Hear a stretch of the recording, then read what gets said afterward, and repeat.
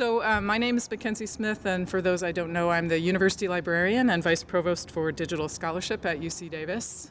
So it's my great pleasure and honor to welcome you all to the 2022 Lang Prize Awards ceremony to recognize some terrific research that's happened over the last year. And before we begin, I need to take a moment to acknowledge the land on which we are gathered. For thousands of years, this land has been the home of the Patwin people. Today, there are 3 federally recognized Patwin tribes, the Kachildihi Band of Wintun Indians in the Calusa Indian community, the Quetzaldihi Wintun Nation, and the Yochudihi Wintun Nation. The Patwin people have been committed to the stewardship of this land over many, many centuries. It has been cherished and protected as elders instructed the young through generations. We're honored and grateful to be here today on their traditional lands. So now I will describe the Lang Prize briefly. It recognizes undergraduate students who have made exceptional use of the library's resources for an individual research project. By highlighting excellence in undergraduate research, we hope to inspire more students to explore the vast resources available to them through the library. Today's celebration is the culmination of a year of very hard work by a lot of people. So I need to thank all of the students who applied. It's your work that really makes this what it is. The committee who took the time to judge the applications, which I'm sure was a lot of work, and the library team who organized this afternoon's event, which we always enjoy, and the Lang family whose gift made the prize possible, and you'll hear more from them in a moment. So now it is my great pleasure to introduce the representative of the Lang family who joins us every year, Andy Lang. He's the nephew of the late Professor Emerita Norma Lang, for whom the prize was named. And Professor Lang was a professor here at UC Davis for 30 years, nearly 30 years, in botany. And she is remembered for her 2 greatest passions, her dedication to her students and her love of the research process. It's thanks to the generous gift she left to the library that we were able to create this prize 6 years ago. Andy was a valuable partner to us in helping develop the idea for the prize as a fitting way to honor his aunt and her wishes and her memory. So we're very grateful that he has now made a gift of his own to enhance the endowment and extend the prize further. Thank you, Andy. That was very thoughtful of you. And would you now come up to the podium and say a few words about your aunt?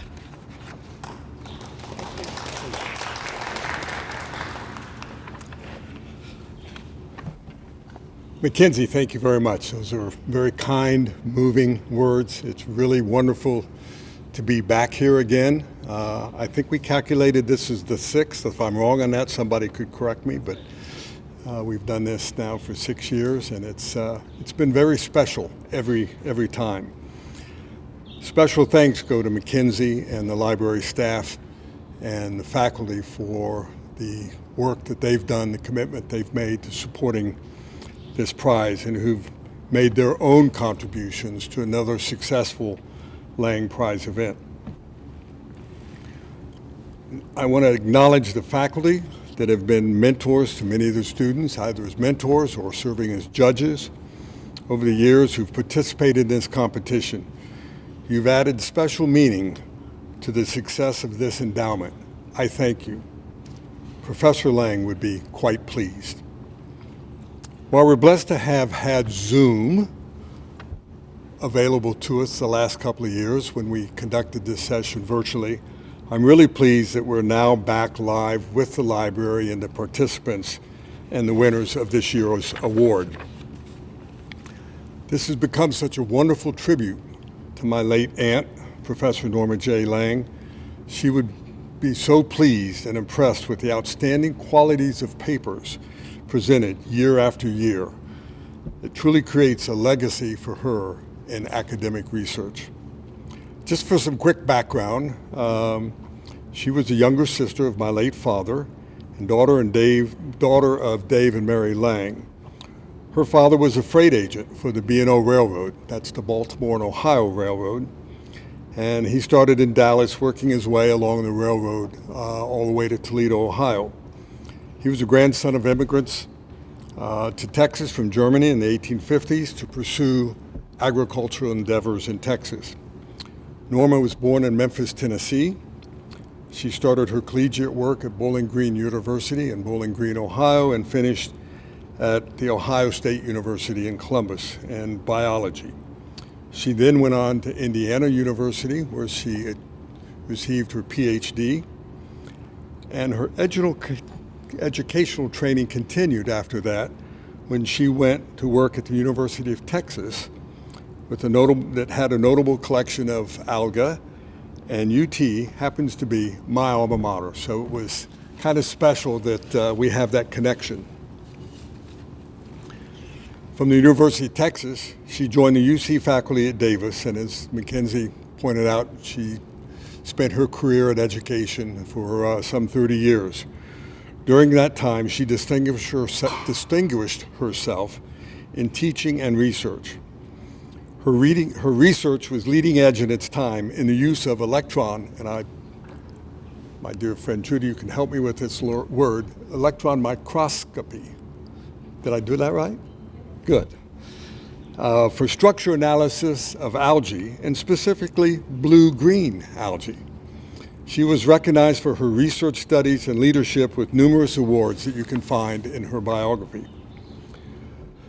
But what I want to highlight here today is her love of teaching and working with students. She was known for being very demanding, sometimes with a bit of an edge, pushing her students to high standards, but also known for having a kind heart and generosity for those who wanted to engage in her teaching. After retiring from UC Davis, she continued teaching by supporting adult literacy, largely to disadvantaged women, and she did this at the Woodland Library. She held a very strong conviction for giving back to the community and society from which she was afforded such rewarding opportunities. And the message I wish to leave with you today is to remember the great opportunity each of you have been provided by this outstanding educational institution at the University of California at Davis. As you secure your future success, remember UCD. And selfishly, I'd love to see you help grow this wonderful endowment, the Norma J. Lang Student Research Endowment.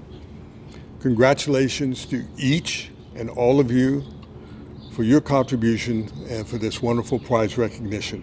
I wish you the best in your future endeavors. And again, my special thanks to the Shields Library, to Mackenzie and her leadership in the Lang Prize. I remember when the gift was announced to the library, I came and met with Mackenzie and said, we need to do something that ties her legacy to this gift, and that's where we came up with the prize, and it's been fantastic.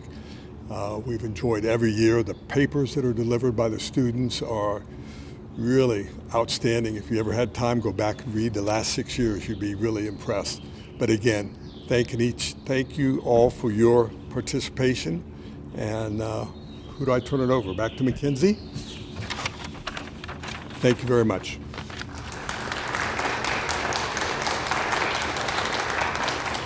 Thank you, Andy, and for giving me all the credit for all of this. I always appreciate that, but there were a lot of other people involved, and I'm about to turn things over to Elise Mcmanus, who's the chair of the Lang Prize program and has done heavy lifting on this project this year. But before I do that, I'd just like to say a few words about the award. UC Davis puts a very high premium on giving every undergraduate student a meaningful research experience while they're here as a student. And for many students, research isn't about working in a lab or in the field. It's about doing research with primary and published resources in print and online, using databases and the many other resources that the library makes available to all the students to answer research questions in any domain. The Lang Prize was designed to motivate students to do that type of research while they're here as undergraduates. And over the last 6 years, we have seen an incredibly impressive range of research topics explored, from the humanities through the sciences. And you are about to hear that this year was no exception. So I want to second what Andy said, that this is a program that can benefit every student here at UC Davis in the future as we expand it into more and more areas. And part of what we'd like you to do is spread the word that you can do research here in the library as an undergraduate student that is very meaningful and has a great impact on your future success, whatever you do. So with that, I think I'm going to turn things over to Elise to get the ball rolling.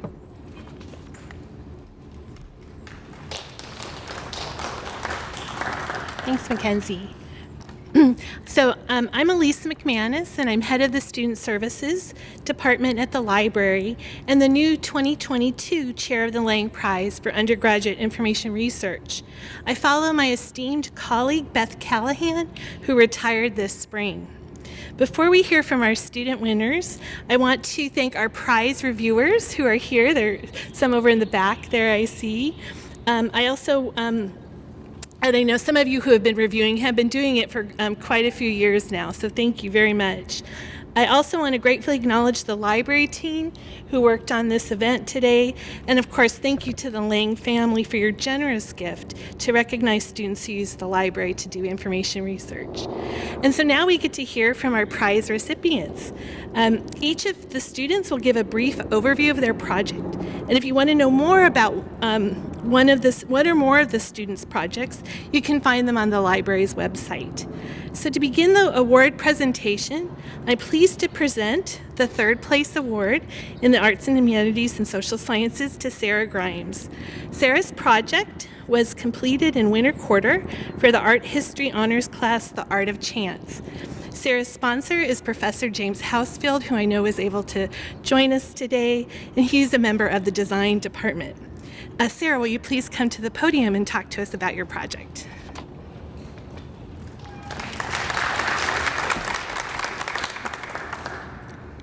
I would like to begin by thanking the Lang family and everyone else who was involved with this prize for providing such a unique opportunity for students.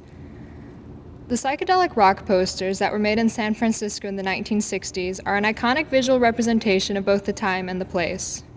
As a longtime fan of rock music, as well as a major in both design and art history, the challenge of writing a paper on the creation of these posters was something that I was eager to tackle.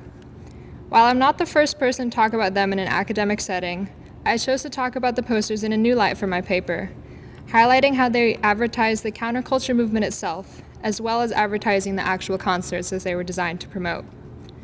The designs of the psychedelic rock posters were made with the intention of not being easy to read at first glance. They needed to be studied to be understood. The bright colors, reminiscent of the effects of psychotropic drugs, called to the specific kind of person who would thrive at one of these concerts. By designing posters that only attracted a certain kind of person, it allowed for the sense of becoming an initiate to the counterculture society, as the concerts were a perfect meeting ground for like-minded people.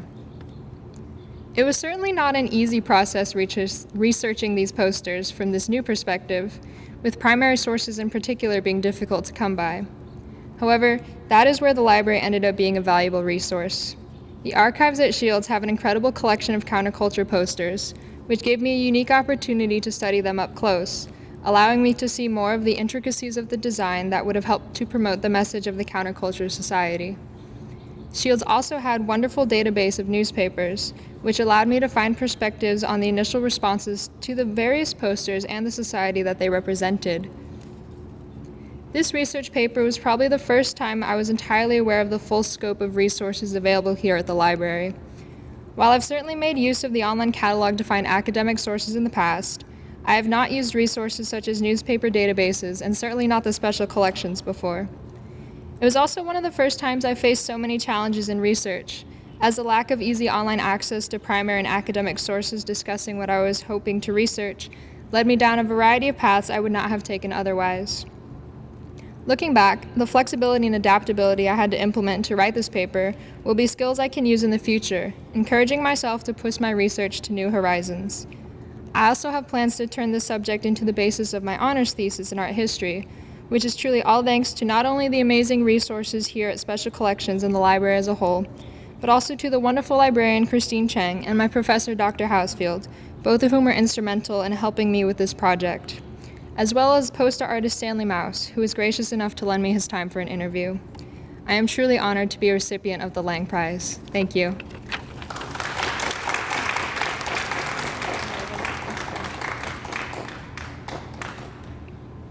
Congratulations.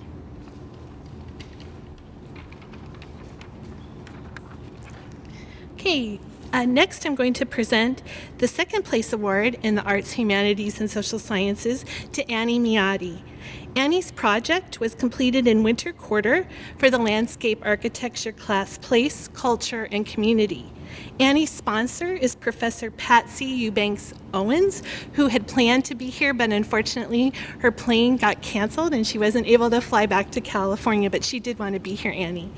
And Patsy is a member of the Human Ecology Department and an Associate Dean of the College of Agriculture and Environmental Sciences. Annie also is a first-year student. Annie, please come to the podium.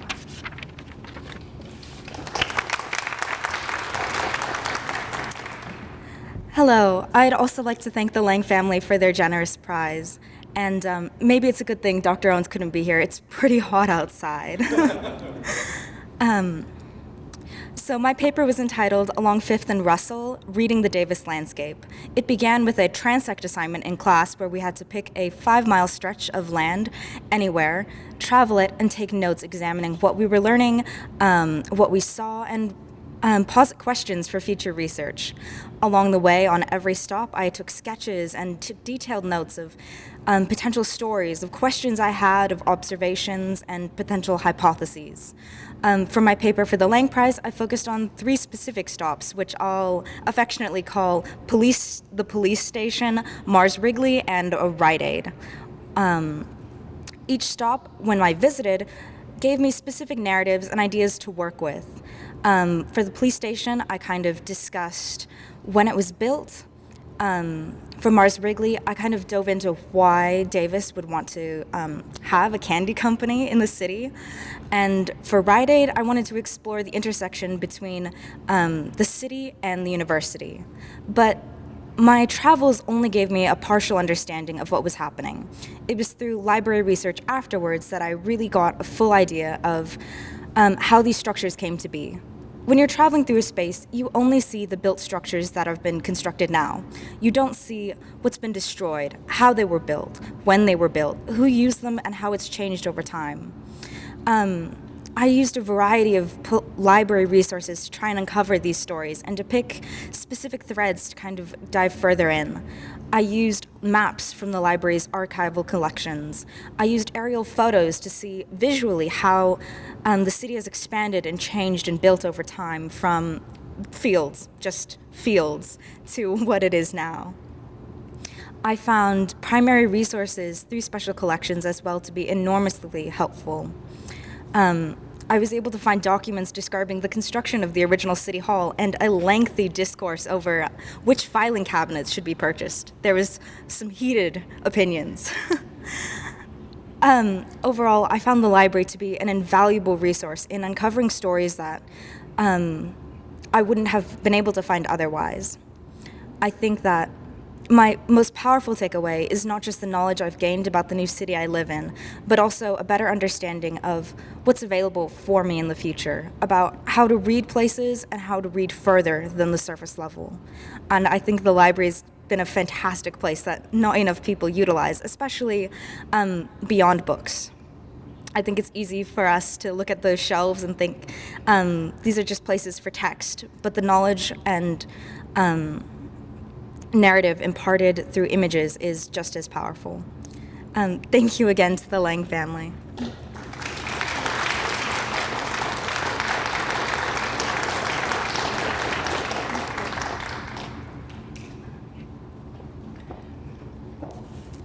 And finally, I am pleased to present the first place award in the Arts, Humanities, and Social Sciences category to Joyce Doe. Joyce's project is her honors thesis, which she completed in winter quarter. Joyce's sponsor is Professor Meng Huo, a member of the Human Ecology Department. Joyce?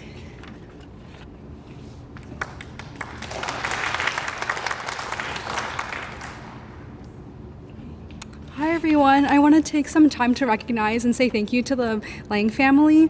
I'm deeply honored and grateful to be one of the recipients of the prize. I would also like to give a special shout out to my professor who couldn't be here today, Professor Hua. She gave me words of wisdom and valuable support throughout my whole process, and really motivation to complete my thesis.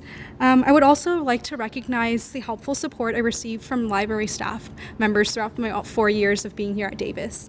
My topic for my research was, how does social integration influence the association between functional limitations and depressive symptoms in older adults? Like many of us at the beginning of the pandemic, my news feed was bombarded with so many news articles about how older adults in assisted living facilities were isolated from their family members and their friends. That sparked my curiosity in wanting to understand how the lack of social relationships could impact an older adult's health trajectory in later life. With the help of Dr. Hua, I was able to develop a workable research question with the data collected. During the course of my research, I was able to discover that with the rise of functional limitations, older adults have and are more at risk for depressive symptoms. I was also curious as to how social relationships could play a role in reducing these depressive symptoms. One finding that surprised me through my research was the importance of weak ties, which some people might regard as inconsequential, was actually beneficial in the long term in reducing the number of depressive symptoms in older adults. The library staff was especially helpful in the beginning stages of my project. As this was my first research paper, I didn't know how to go about finding sources for my paper and how to keep track of them. The seminar held by the library staff introduced me to Psi-wheel and Boolean phrases, which became integral in my research process. I will continue to use these skills in my graduate school experience as I wish to further explore social experiences and relationships.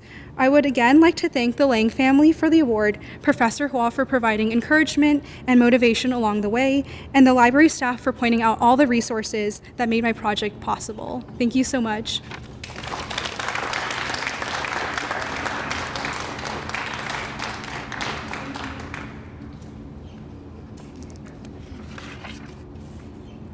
Okay, now we're going to move on to our other category, and this is the science and engineering and math. And we have a tie this year for third place between Jessica Hevner and David Vo. I'd like to ask them to come up one at a time to make their remarks, and we're going to go alphabetically. So first will be Jessica. Jessica's project was completed in summer 2021 for her human development course called Longevity. Jessica's sponsor is distinguished Professor James Carey, who is in the entomology and nematology department. Jessica?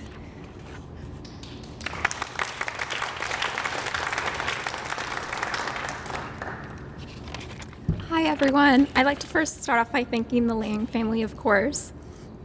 So my name is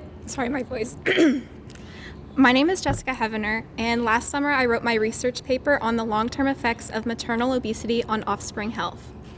Last summer, all of my classes were online and I was doing my classes from home.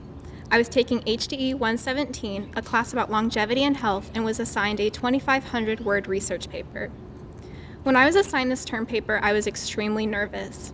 I was at home, not in the classroom, and I had never conducted this level of research before.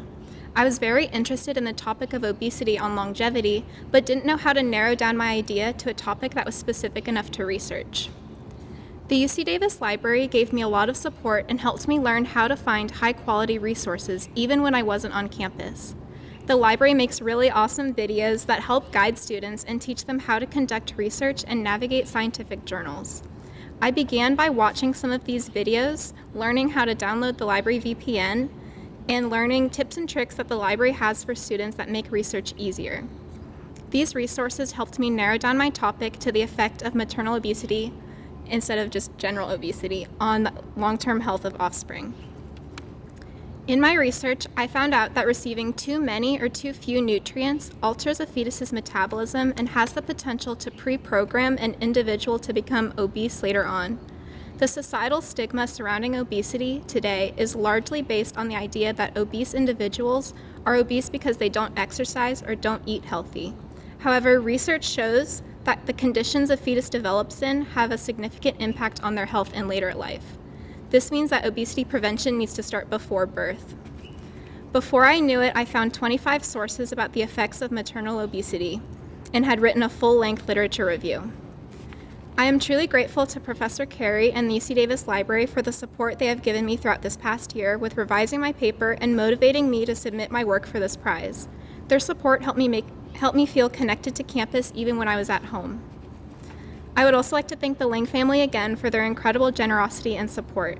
It is an incredible privilege and honor to be named a recipient of this prize. This recognition has made me more confident in my writing, which I will carry with me as I continue my academic career and apply to graduate school for speech pathology. I am grateful for this experience that has helped me improve my research writing and push me out of my comfort zone. Thank you again.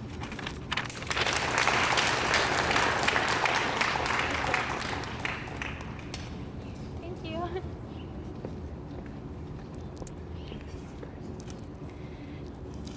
And so David Vo is also a third place winner in this category.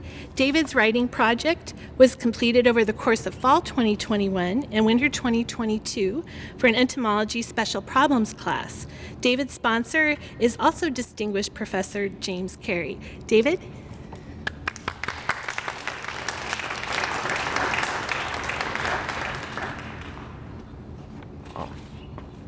So first and foremost, I want to thank the Lang family for their generosity, as well as the UC Davis Library for making all of this possible. I also want to thank my family for their support, as well as Professor Carey for his guidance. Before I talk about my paper, I want to see a raise of hands, see who has heard about the Arctic and the Arctic populations. So, yeah, like a few of you. And so like most of you, I didn't really know anything about the topic before I started. And so the UC Davis Library was very helpful in giving me high quality papers, as well as the databases and subject codes were very valuable to the success of my project. And so my paper was called Surviving the Cold, How Circumpolar Peoples Have Adapted to the Extreme Conditions of the Arctic. And I explored the ways in which groups like the Inuits have physiologically adapted to the kind of harsh cold of the Arctic. And so a lot of the physiological adaptations I talked about were like how the shivering and the muscle contractions, as well as how there's possible new horizons for adaptation, such as human hibernation. And so many of you guys might be wondering what is human hibernation. And so human hibernation, I initially thought it was what you see in sci-fi movies about cryo sleep, but turns out it's a real thing. Yeah, and so through kind of scientists have begun to kind of induce a hypometabolic state in humans through Q neurons and molecules like BAT and 5-AMP. And so overall, the UC Davis Library was very invaluable to the success of my paper, and I'm still using the library right now. When I go home, I'll probably finish my literature review due next week. And so as you can see, the writing never stops, and it's good to kind of know the resources at your disposal now. And thank you again for the Lang family and the library for making all of this possible.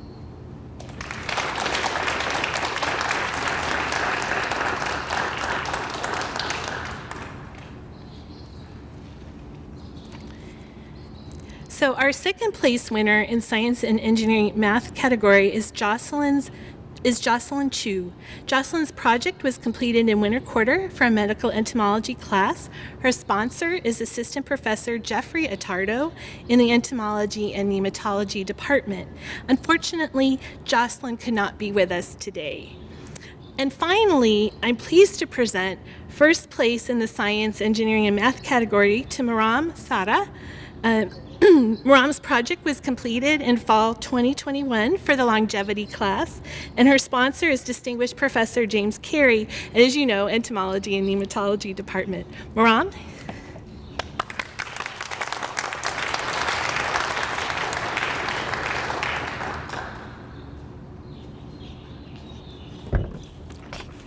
So hi, my name is Maram Saada, and before I begin, I would like to first acknowledge everyone who's here today. So I would first like to thank the Lang family, Dr. Carey, who helped me develop my paper, the librarians and everyone from the Lang Prize Committee who have been in touch with me for the last couple of weeks, and most importantly, my family. It's a huge honor to receive this award. So my paper titled Huntington's Disease, Overview, Etiology, and Treatment was written for my longevity class with Dr. Carey during the fall quarter.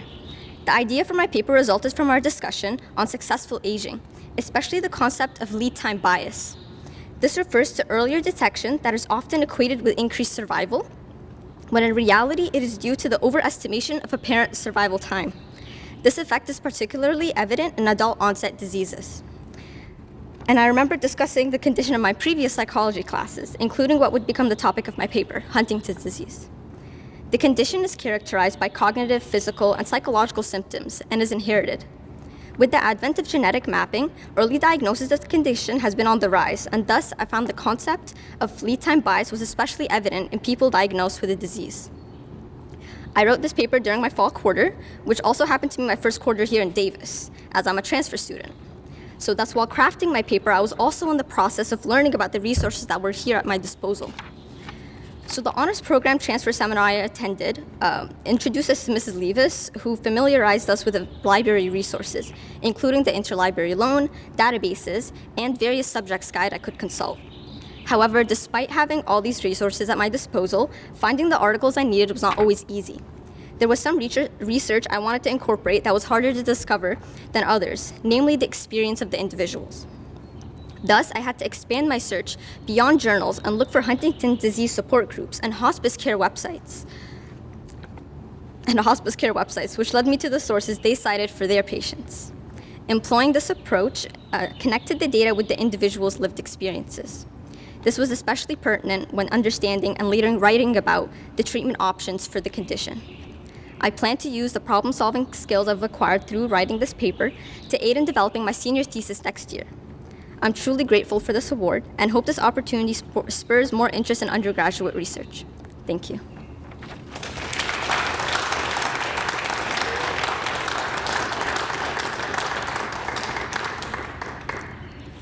So please, could we have another round of applause for all of our winners? Well done. And thank you all for joining us today to recognize and celebrate the remarkable achievement of these 7 students. We hope you'll stay and enjoy the refreshments in the back, and also take a few minutes to read the quotes from our winners, which are on the windows over there. And also that you'll take some time to meet our prize recipients. Thank you again for coming.